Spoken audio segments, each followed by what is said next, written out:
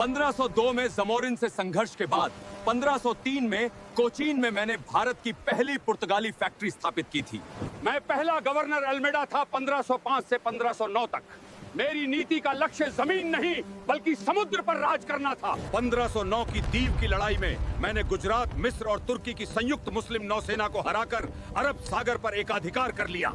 मैं अल्बुकर्क था 1510 में।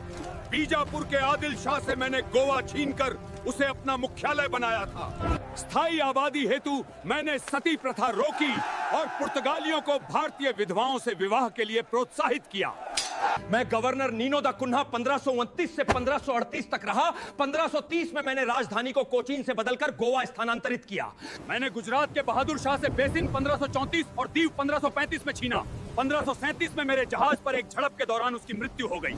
ये कार्टाज सिस्टम है। हिंद महासागर में व्यापार करने के लिए मुगलों को भी हमसे ये परमिट लेना अनिवार्य है, अन्यथा जहाज जब्त होगा। हमारा प्रशासन वेडोर दा फजेंडा राजस्व प्रमुख संभालता है। वायसराय के पास सैन्य और नागरिक दोनों शक्तियां हैं जो सीधे राजा के अधीन हैं। हमने भारत को तंबाकू, आलू, मक्का, टमाटर और काजू दिए।